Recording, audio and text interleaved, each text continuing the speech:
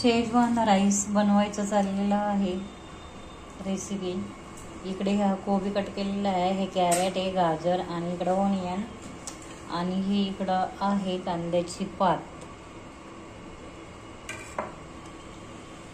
हे तेल टाकलेलं आहे आणि आता तेलामध्ये प्रथम आलं जंजीर पेस्ट टाकून घ्यायची फ्राय व्हायला।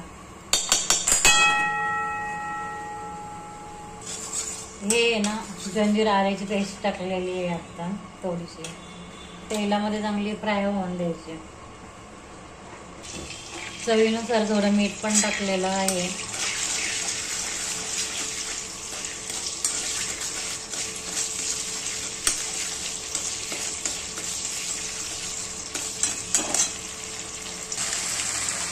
आता त्याच्यामध्ये कांदा टाकायचा सेकंड व्हिडिओ। आता हे बघा असं ब्राऊन कलर होईपर्यंत भाजून द्यायचा आहे कांदा।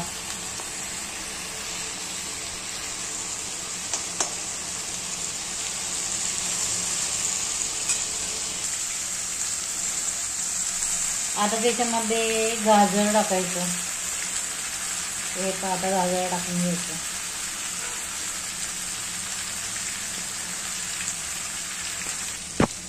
आता गाजर टाकायचं, हे गाजर पण याच्यामध्ये चांगलं फ्राय होऊन द्यायचं। चांगलं फ्राय होऊन दिलं ना तर मग ते चांगलं शिजून द्यायचं।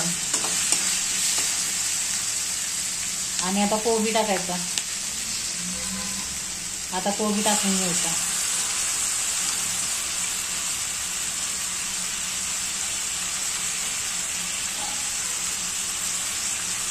ते चांगलं अगदी भाजून द्यायचं।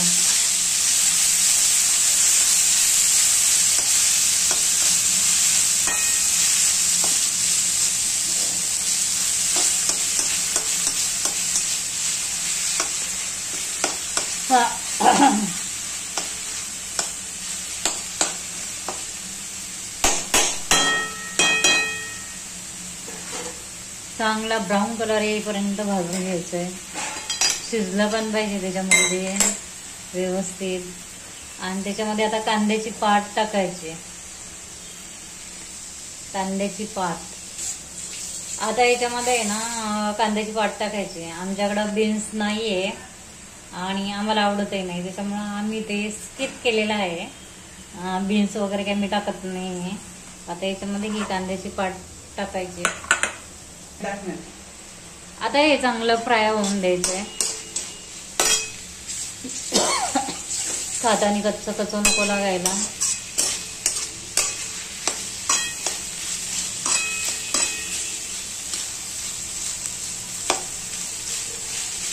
घरामध्ये लहान मुलं असतील तर त्यांच्या पण आवडीचं बनावं लागतं कधी कधी, कारण लहान मुलांना वेगवेगळे पदार्थ घालायचे असतात।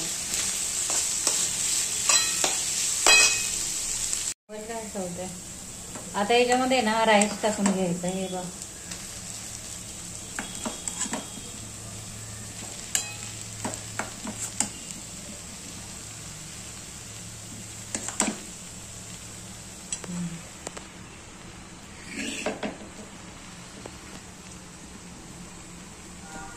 आता त्याच्यामध्ये टोमॅटो सॉस टाकतोय आम्ही।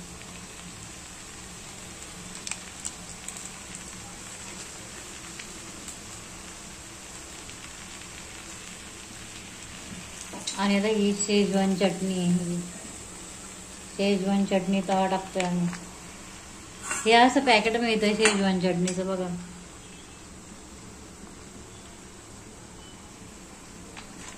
आता शेजवान चटणी टाकलेली आहे आणि आता फ्राय करून घ्यायचं।